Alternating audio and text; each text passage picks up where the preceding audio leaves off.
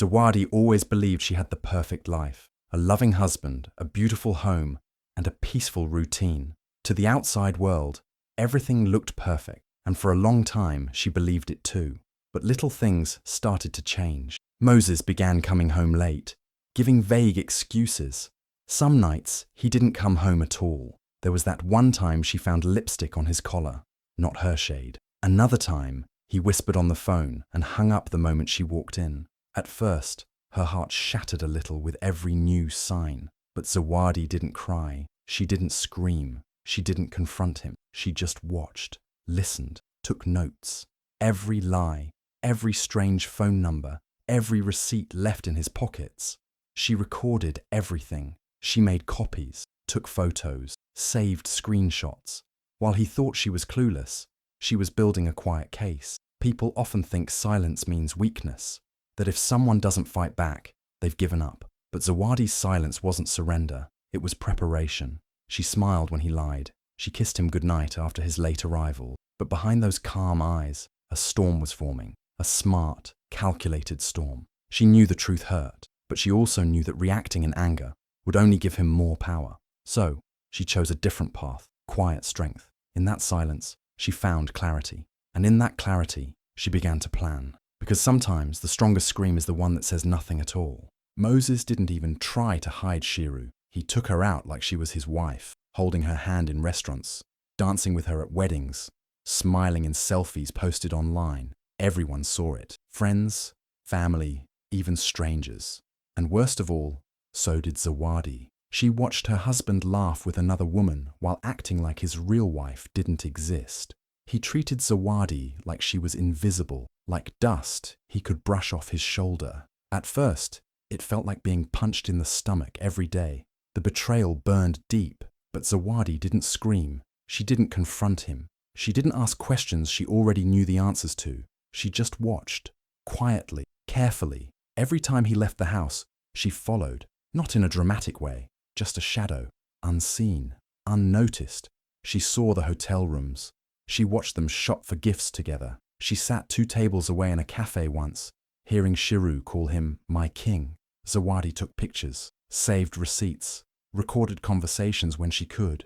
She even followed Shiru's social media and took screenshots of every post Moses appeared in. The world may have seen Shiru as the girlfriend, but Zawadi was building a different story, one of proof, of betrayal, of lies he couldn't escape. And through it all, she stayed calm. She smiled at family gatherings. She played the role of the loyal wife, even when her heart felt like it was breaking piece by piece. But behind her silence, she was planning something. This wasn't just pain anymore, it was strategy. Moses thought she was weak, that she was too soft, too quiet to ever fight back. He thought he had won. But what he didn't know was that the game had already started, and Zawadi wasn't playing to lose. She was just moving silently, like a lion waiting for the perfect moment to strike. Every laugh he shared with Shiru, every public kiss, every careless act of disrespect, it was fuel. It made Zawadi stronger, sharper, because she knew one day all that evidence would speak louder than any words ever could. And when that day came, Moses would finally understand that the woman he ignored was never weak. She was just quiet, watching and waiting. He had no idea what was coming, and that was her greatest weapon. Zawadi had planned a beautiful birthday dinner. It wasn't just any birthday. It was a milestone, a celebration of her life, her journey, and everything she had overcome.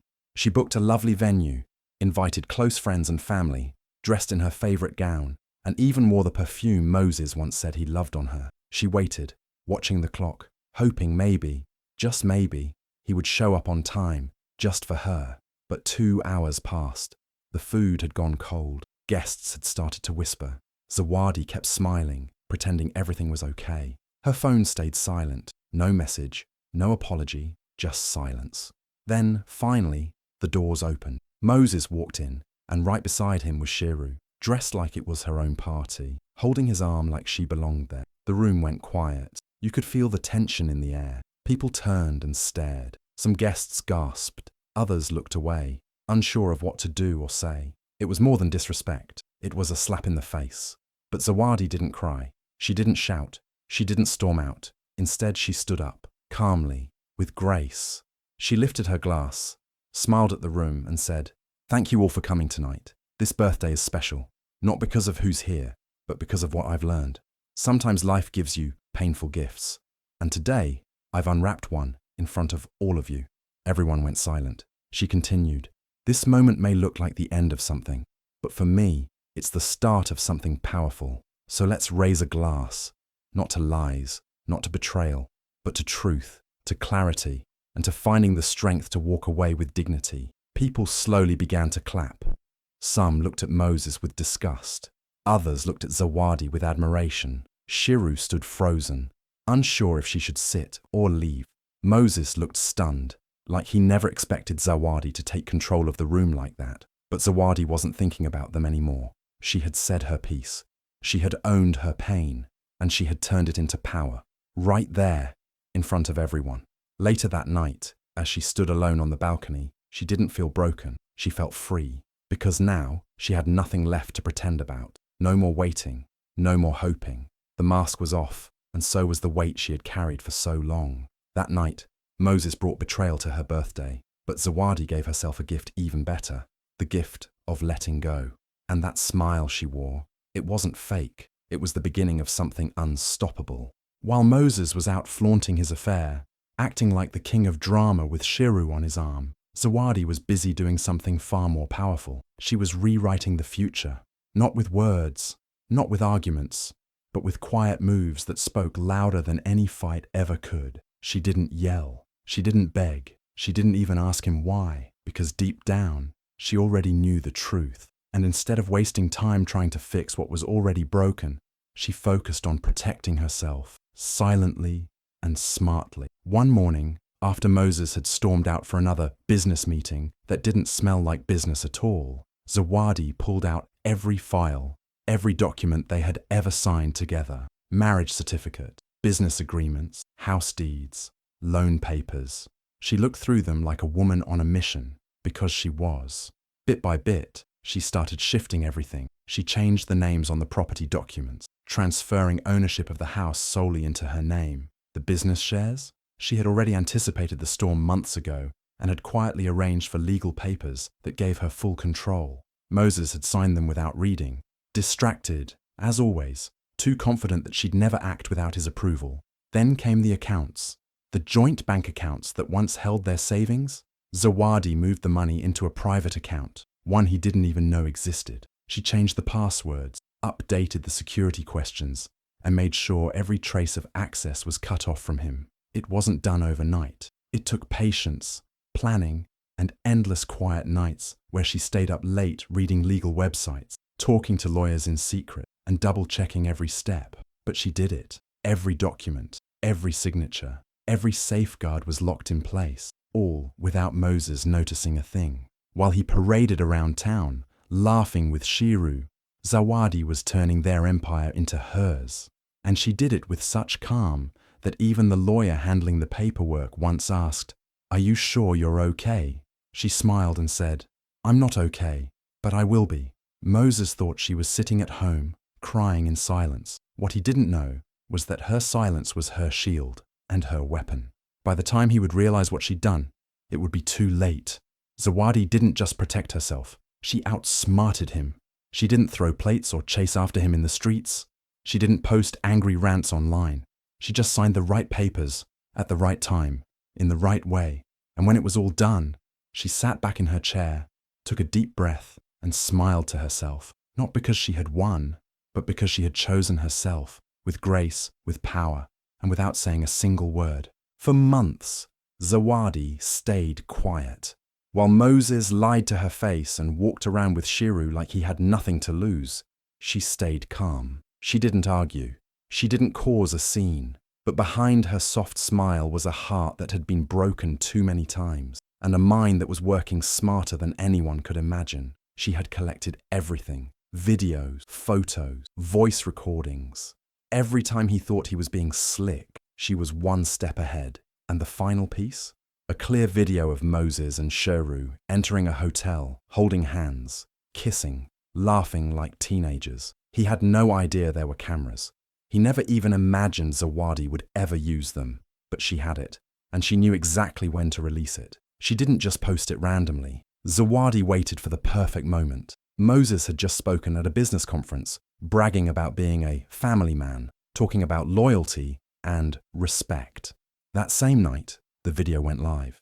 It started on a private page, then TikTok picked it up. Facebook shared it like wildfire. WhatsApp groups were flooded. Then came the memes. Someone even added music and captions like CEO of cheating and from boardroom to bedroom. By the next morning, Moses' name was trending, not for his success, but for his shame. TV stations ran segments titled The Fall of a Respected Man. Online articles dug into his personal life. Comment sections exploded with people calling him out, mocking his lies, and praising Zawadi for her strength. People who once respected him started distancing themselves. Clients cancelled meetings. Business partners didn't return his calls. His clean, polished image was shattered, and no one was laughing with him anymore. They were laughing at him. Shiru went quiet too. Her social media vanished overnight.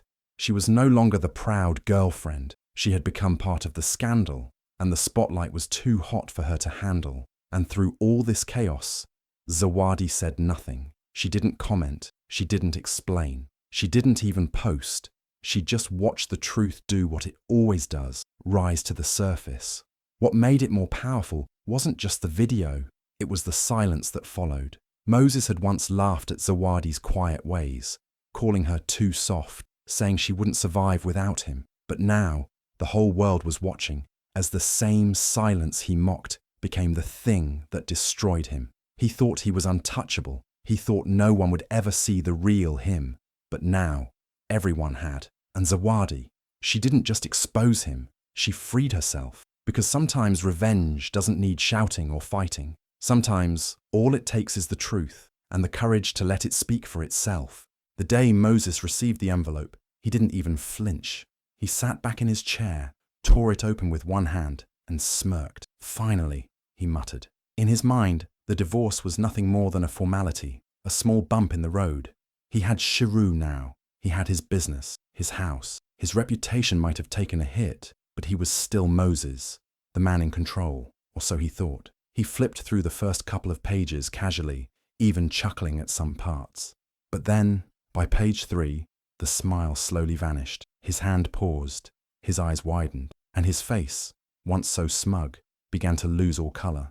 Page after page, reality hit him like a storm. The house, legally transferred to Zawadi's name. The cars, registered under the business, and Zawadi now owned 90% of the shares. The company, he had signed documents months ago giving her full control. Back then, she had told him it was for tax purposes. He didn't bother reading, just signed, as always. Now it all made sense. Every signature, every small favour she asked for, every form she gently slid in front of him. It was part of her plan, and he had walked right into it, too confident, too distracted by Shiru, too sure Zawadi would never fight back. He stood up, pacing the room, flipping pages like he could somehow change what was written, but it was all there, legal, sealed, and final. Zawadi had claimed everything quietly, carefully, and completely. She didn't scream. She didn't throw things. She didn't drag him through court with ugly fights. Instead, she studied. She asked questions. She worked with the best lawyers, secretly gathering her power while he laughed in her face. Moses sat back down, his heart racing. Everything he built, or thought he built, was gone, and the woman he once dismissed as too soft had taken it all without raising her voice. Meanwhile, Zawadi was at peace. She wasn't celebrating. She wasn't seeking applause. She simply took a deep breath and let the papers speak for themselves. For her, it wasn't about revenge anymore. It was about reclaiming her life, her worth, her freedom. She had spent years being loyal, patient, and kind, and he mistook that for weakness. But Zawadi had learned the hard way that sometimes love isn't enough. And when someone keeps breaking you, at some point you stop bleeding, you start building. The divorce wasn't just an end. It was a statement. Zawadi had taken back her power, not by fighting louder, but by moving smarter.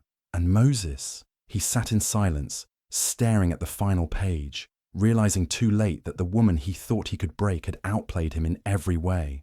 It happened faster than Moses ever imagined. One day, he was wearing designer suits, shaking hands in boardrooms, and calling the shots. The next, his phone wouldn't stop ringing, not with congratulations, but with cancellations. Clients were pulling out of deals they had promised for months. Sponsors who once begged to work with him stopped answering his calls. His inbox was full of unread messages marked urgent, not because they cared, but because they were cutting ties. And then came the tabloids. From CEO to cheater, the fall of a family man. His wife took everything, and he deserved it. His face was everywhere, not because of success, but scandal. People who once smiled at him in meetings now whispered behind his back. Employees avoided eye contact. Friends disappeared. No one wanted to be seen next to him. The mighty Moses, the man who once walked with pride, had become a walking joke. And Shiru, she stayed around for a while, smiling, pretending nothing had changed. But the moment the money stopped flowing, the very second the bank accounts froze, she was gone. No goodbye, no explanation, just silence. Moses came home one evening and found the closet half empty and her phone switched off, just like that. Now he sat in a small rented room. No marble floors, no fancy meals, no chauffeurs waiting outside, just a mattress on the floor, peeling paint on the walls, and echoes of his own regret. He scrolled through his phone, reading old messages from Zawadi, messages where she had begged him to come home early, asked him why he had become so distant, told him she still loved him. Before the silence started, he used to laugh at her quiet ways. He'd tell his friends, "Zawadi's too soft, she won't go anywhere." He thought silence meant submission. He thought she was weak. He thought she'd never have the strength to leave, let alone destroy everything he had. But now, sitting alone, surrounded by nothing, he realized her silence was never weakness. It was preparation. While he was busy showing off with Shiru, Zawadi was building her plan, quietly, smartly. She let him dig his own grave, and when the time was right, she let the truth do the talking. No drama, no revenge speeches, just facts. And those facts were louder than anything Moses had ever said. Now, the silence around him was deafening. No calls, no texts, no footsteps at the door, just the sound of a man who had everything and lost it all because he didn't see the storm coming. Zawadi didn't fight back with rage. She fought back with power. And Moses, he learned the hardest way possible, that the quiet ones, the ones you ignore, underestimate, and push aside, are the ones you should fear the most. Because when they finally speak, even in silence, they bring down empires. After everything she went through, the betrayal, the heartbreak, the silence, Zawadi could have disappeared. She could have hidden away and lived quietly, far from the noise and shame Moses tried to leave her with. But instead, she did something powerful. She turned her pain into purpose. She launched something called Silent Sisters. At first, it was just an idea, a small support group for women who had gone through betrayal, emotional abuse, and silent suffering like she had. Zawadi knew what it felt like to cry alone in the bathroom, to smile through the pain, to be told to stay quiet for the sake of the family. She didn't want other women to go through that without support. She started small, just a WhatsApp group and a Facebook page. She shared her story, not with bitterness, but with honesty. She told the truth about her journey, the quiet heartbreak, the legal fights, the moment she chose herself. And something beautiful happened. Women started messaging her from Nairobi, Lagos, Johannesburg, Kampala, even as far as London and New York. They were nurses, teachers, housewives, students, all silently holding pain in their hearts, just like she once had. Within weeks, donations started coming in. A woman from Ghana sent $20 writing, "This is for the strength I wish I had." A company in South Africa offered to sponsor therapy sessions for women in the group. Volunteers came forward, lawyers, counsellors, social workers, all offering their skills to help. Zawadi registered Silent Sisters as an official non-profit. They started hosting workshops, online support calls, safe spaces for women to speak their truth without fear. Every week more women joined, and with every voice that shared, another heart began to heal. Then, something incredible happened. CNN Africa picked up her story. They featured her in a segment titled, "The Woman Who Fought Back with Silence."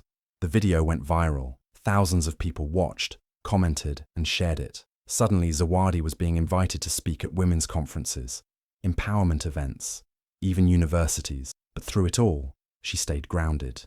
She always said, "This is not about revenge. It's about rising. It's about making sure no woman ever feels as alone as I once did. People no longer saw her as the ex-wife of a cheating CEO. They saw her as a survivor, a leader, a voice for the voiceless.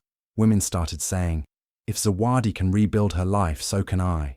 And that was all she ever wanted. Not fame, not sympathy, but freedom. Freedom for herself and for every woman who had ever been told to keep quiet and endure. Zawadi's story didn't end in heartbreak. It blossomed into something beautiful, because when you choose healing over hate, strength over shouting, and purpose over pain, that's when the real beginning starts. And Zawadi, she was just getting started. Moses used to walk into rooms and everyone would stand. He was the man with the power, the money, the sharp suit, and the booming voice. People listened when he spoke. They laughed at his jokes. Even when they weren't funny, he was respected, feared, admired. At least, that's what he thought. Now he stood at the front door of a supermarket, wearing a faded security uniform, scanning bags and receipts. No more designer suits, no more meetings, just long shifts, cold stares, and the beep of the scanner. People still recognized him. Former employees, old business partners, even clients he used to wine and dine. They saw him. They looked right at him, but they didn't stop to greet him. They didn't point or whisper. They just kept walking. Not because they didn't remember, but because they did. And the silence they gave him was louder than any insult. He used to laugh at Zawadi for being quiet. He'd tell her she was too soft, too calm, too patient. He thought silence meant weakness. But now, he finally understood what silence really was. It was power. It was grace. It was the strength to stand still while someone like him destroyed himself. Every beep of the scanner reminded him of everything he had lost. The mansion, the company, the deals, the image. But most of all, Zawadi. Not just the woman, but what she represented. Loyalty, dignity, and quiet strength. He used to mock her for staying home, for not speaking up, for letting things go. He didn't realize she was paying attention the whole time. Learning, planning, waiting. He remembered how she never yelled, never threw things, never begged him to stay. She just grew quieter and quieter, until one day, she was gone, and with her went everything he ever owned. Now, Moses went home to a small single-room house with cracked walls and a broken fan. No more hot meals waiting, no shiru, no laughter, just memories and regrets. He watched her rise from afar, saw her interviews, read about silent sisters, saw photos of her standing on stages where he used to speak. She glowed in every picture, confident, free, unbothered, and he knew deep down she had won. But it wasn't about revenge anymore. She had never tried to ruin him. She just chose herself, and he ruined himself. Moses thought people would mock him, laugh at his fall, but they didn't, because the truth was, no one had to say anything. The silence said it all, and it was the same silence he once ignored, once dismissed, once disrespected. Now, it followed him like a shadow, quiet, heavy, and cold. Because the worst kind of regret isn't the one people throw in your face. It's the kind you carry alone, when the world stops talking, and finally, you start listening.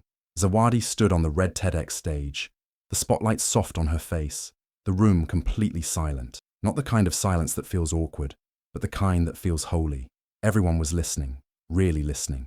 She took a breath, steady and calm, and then she began. She spoke about love, about betrayal, about how she used to cry herself to sleep, wondering what she did wrong, about the lipstick on his collar, the late nights, the lies. But more than that, she talked about the silence, her silence, the kind that people misunderstood.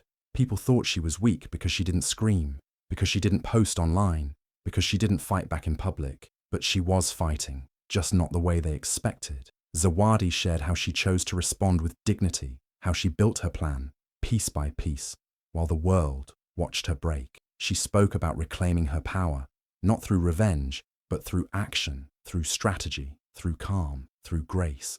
The audience was moved to tears. Some women nodded along with her words, eyes filled with memories of their own pain. Some men wiped their faces, perhaps seeing themselves in Moses, or fearing they might become him. And then, at the very end, Zawadi looked up and said softly, "He laughed when I was silent. He stopped laughing when I stood in silence." Stronger than ever, the room exploded into applause.